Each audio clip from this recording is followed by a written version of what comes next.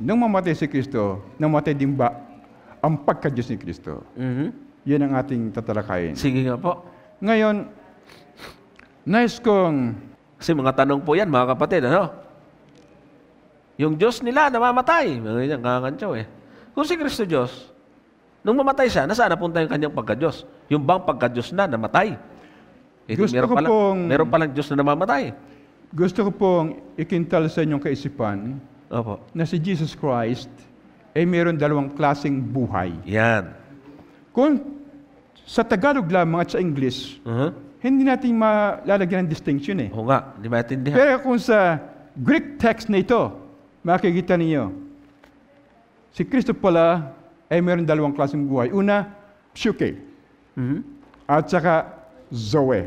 Yan, Greek term yan, Greek word. Kung babasahin natin dito sa John 10:17, "For this reason the Father loves me, because I laid down my life, that I may take it again." I laid down my life, ibig sabihin, binibigyan ang kanyang buhay. Kusa. Pagka nawalan kanyang buhay, patay. Tama. So siya ay namamatay. Ang kanyang buhay ay nawawala. Pagka nawala ang kanyang psyche, patay na siya. Pero yung zoe, ibang klase. May binibigay dahil sa atin na kay Jesus Christ na zoe dito sa Juan 5:11. "And this is the testimony that God gave us eternal life," that is zoe. "And this life is in His Son." So this zoe, this eternal life, the zoe, is in His Son. So, meron li kasi Kristo na may zoe na hindi namamatay. Ito bang zoe ay hindi namamatay? Mabubuhay na magpakailanman na mamatay. Genesis 3:22. "Then the Lord God said, Behold, the man has become like one of us, knowing good and evil. And now, lest he put forth his hand and take also of the tree of life." Doon po sa translation ng Septuagint na first Greek translation around 250 BC ng Old Testament, ito pong life dito is zoe. Anong nature ng zoe? Kung kainin ni Eva yun. Ang sabi dito, "Lest he put forth his hand and take also of the tree of life and eat and live forever." So kapag sila kumain ng zoe na yon, bunga ng tree na yon, sila ay mabubuhay magpakailanman. Hindi sila mamamatay. Kaya ang pagkatao ni Jesus Christ ay walang zoe. Sapagkat may zoe ang pagkatao ni Jesus Christ, hindi siya mamamatay.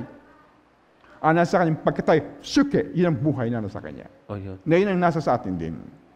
Ngayon, saan ang galing ngayon yung buhay ni Kristo na zoe na hindi namamatay? Ating basahin dito sa John 1:1. "In the beginning was the Word, and the Word was with God, and the Word was God." Hindi, the Word was a God. The Word was God. "He was in the beginning with God. All things were made through Him, and without Him, without that Word, without that verb or logos in Greek, was not anything made that was made. In Him," in that Word, in that God, the Word, is life. Zoe ito sa Greek. So, itong Word na ito, who was with God, sabi ng iba, ay, panukala yan, nasa isip. Kung He was in God, nasa loob ng Ama, He was with God, so kasama lang. So ito, na with God, itong word o logos o verbo, sabi dito, in Him was life, was zoe. So nandun sa verbo, nandun sa logos, nandun sa word ang zoe na hindi ka naman mamamatay. Ano ngayon ang nangyari doon sa verbo, doon sa word o doon sa logos na sinasabi sa verse 1. Sa verse 14, it says, "And the Word became flesh and dwelt among us." Yung word na yon na Diyos, na nasa Kanya ang zoe, ay naging o became flesh. Ngayon, ito pong became, ako question, kaya ako gusto ko mag-produce ng isang translation ng Bible. At least ito munang Synoptic Gospels. Dito po, ang pinaka-Greek text dito, sa Greek text, ang root word ng became, kasi again ito pero ang root word niyan ay ginomai. Ginomai.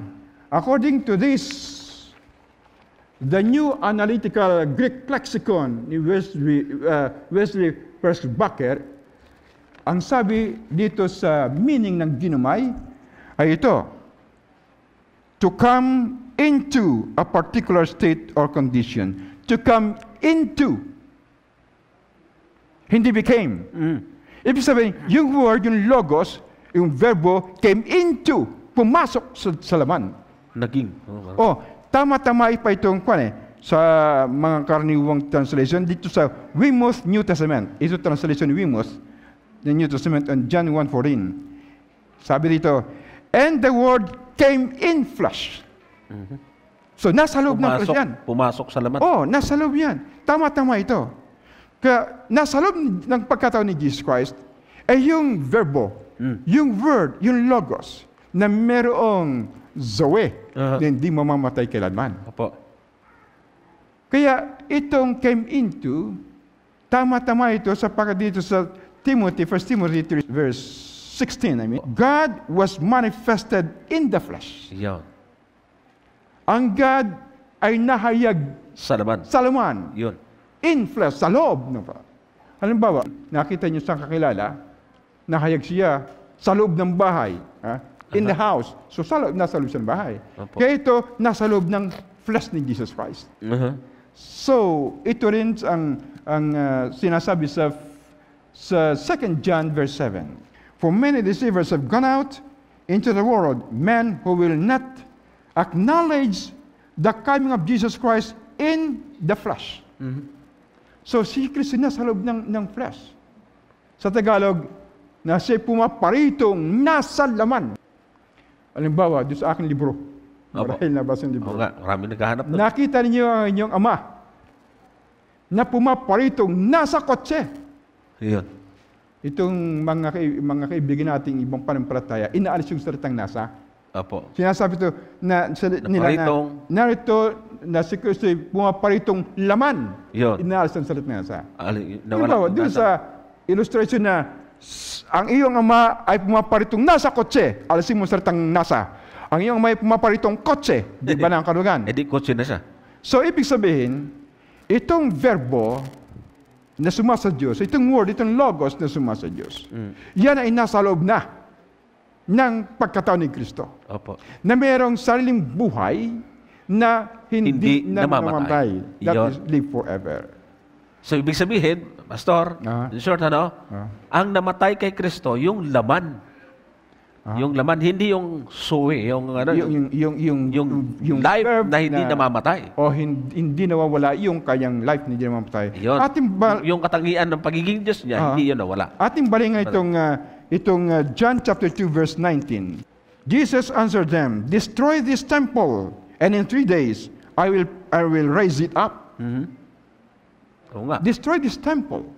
Tinutukoy niya yung kanyang sarili. Ang sinasabi dito ay, but he spoke of the temple of his body. Destroy this body, and in 3 days I will raise it up. At gayon din halos ang sinasabi dito sa 10:17 ng John. For this reason the Father loves me, because I laid down my life that I may take it again. Kung siya ay nilay down life, patay na siya. Paano niya matetik again ang buhay kung siya patay? Matetik niya kung siya buhay. Tama. I will raise it again. Paano ma-raise niya kung siya patay? Kung pagka-Diyos hindi patay. Ang iba kasi kung tumatalo, ang gagamit ito talata, ito pastor, ay tumatalo sila sa ibang talata na binuhay siya ng Ama. Okay, sabihin natin. Samantalang nandoon na rin pala yun. Ito sa teksto nito. I lay down on my accord. I have power to lay it down, and I have power to take it again. This charge I have received from my Father. So, ang Ama, sa chain of command, ang Ama, ang bumuhay. But, yung chief executive, Ang nag-execute niyan ay ang anak na siya bumuhay sa kanyang sariling pagkatao na namatay.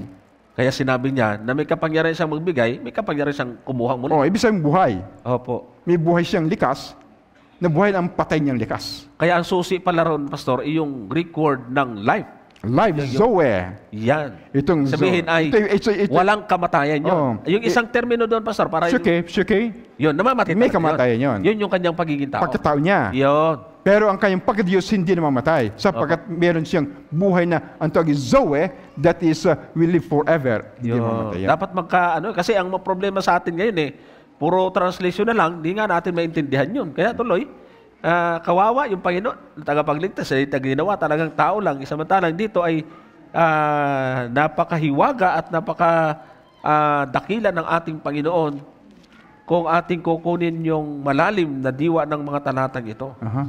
Ang ngayon, tayo, di ba sabi niya ng ating Panginoon Kristo, God so loved the world that He gave His only begotten Son, that whosoever believes in Him shall not perish, but have an everlasting life. Yan.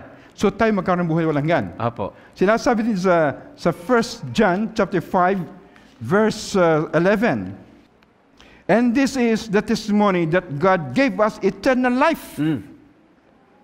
God gave us Zoe. Yun, eternal And this life is in His Son. Yun, nandun kay Kristo pala yun. Kristo.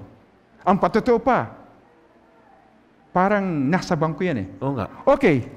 Naalala ko yung kaibigan ni John Mark. Nasaan si John Mark? Ayun, sa labas. Labas. Yung kaibigan niya. Yan. Merong kaibigan si Brother Lampagos, John Mark. Di ba, Mark? Kaibigan natin. Ang lola niya mayaman. Di ba? Mayaman siya. Pero bago mamatay, yung unang dumalaw, yung apo niya. Ayun palang kayang desisyon, kung sinong unang dumalaw, pamamanahan ko ng malaking pera. Pinamanahan malaking pera, bata pa. Anong age niya nung mamatay? Medyo teenager pa, no? Okay. Bata pa. Hindi pa pwede. Opo. Ganun ba hindi pa pwede bigay. Pagka ganun. So, may criteria yun. Merong ngayon, sa pangalan nung bata, sa pangalan ng bata, sa bangko. Opo. Pero wala pa sa kanya. Yun. Nakatago sa bangko yon. Saka ibibigay pagka dumating ng panahon na sinasabi ng ina, ng grandmother. Ganyan din, tayo binigyan ni Jesus Christ ng Zoe, eternal life, pero wala pa sa ating katawan. Nakatago yun. Opo. Sa nakatago, 3:3 ng Colossians. For you have died, and your life, that is Zoe. Opo. Your life is hid with Christ. Yun. Nakatago kay Kristo. Parang nasa bangko. Opo. Later on, ibibigay sa atin yan. Tama. Kasi, kailan ibibigay sa atin yan? Kasi namamatay pa tayo ngayon Sa Matthew 25, when the Son of Man comes in His glory, yan. and all the angels with Him, then He will sit on His throne, glorious throne. So, second coming Jesus Kristo. Opo. Ang sabi pa rito, sa 45, then He will answer them, truly, I say to you, as you did it not to one of these list of these, you did it not to me. And they will go away into eternal punishment, but the righteous into eternal life. Yun. At the second coming of Jesus Christ, ibibigay sa yan. Opo. Yun nakatago kay Kristo. Yun. Yan. Kasi minsan, may mga nakakausap ako minsan May buhay na walang hanggan na tayo Ba't ka pa kayo namamatay?